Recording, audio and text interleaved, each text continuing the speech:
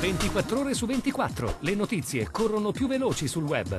Guarda le ultime news sulle web TV di TG Italia, TV Veneto e tvverona.com. Connettiti con Industria e Finanza, la cronaca del Veneto e la cronaca di Verona.com.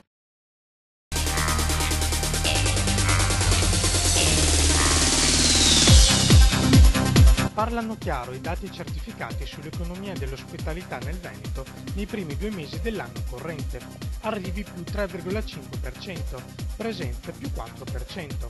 Sono numeri certamente significativi, specie se si tiene conto dell'attuale momento di crisi, ha commentato l'assessore regionale al turismo Marino Pinotti, anche se ritengono corretto fare pronostici certi per la stagione che sta per iniziare.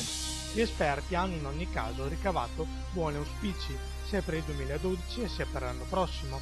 Io mi limito a dire che siamo in controtendenza rispetto al resto d'Italia e che il Veneto conferma il suo straordinario appeal, fattore che riguarda soprattutto i turisti stranieri.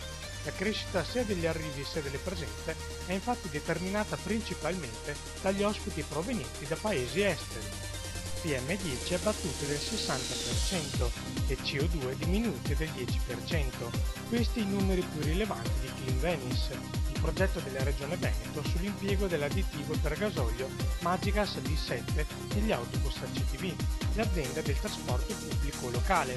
Il piano è stato coordinato da Edincon, società veneziana di consulenza ambientale e partner commerciale di Magigas, azienda toscana che ha ideato e fornito Magigas D7, additivo a base di bioetanolo che nasce dagli scarti delle attività di viticoltura, trasformando rifiuti organici in carburante. Dopo una fase iniziale sulla flotta degli autobus ACTV operativi all'ITT di Venezia, l'ultima fase della sperimentazione è stata avviata su mezzi pubblici in circola Mestre nel periodo giugno-agosto 2011.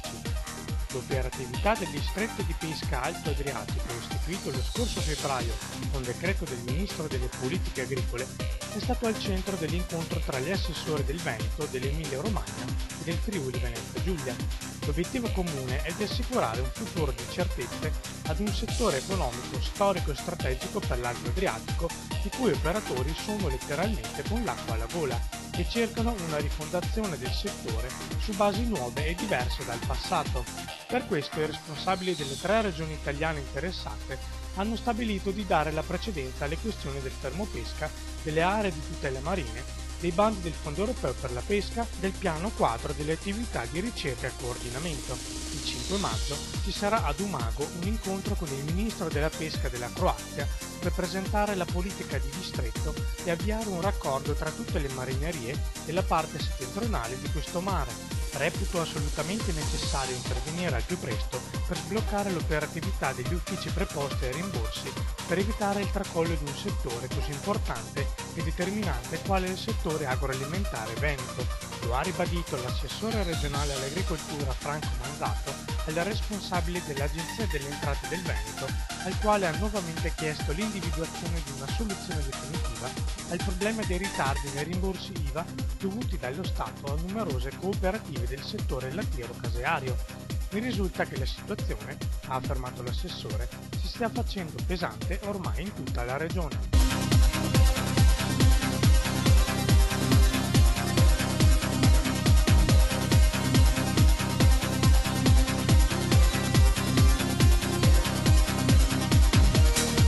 24 ore su 24, le notizie corrono più veloci sul web.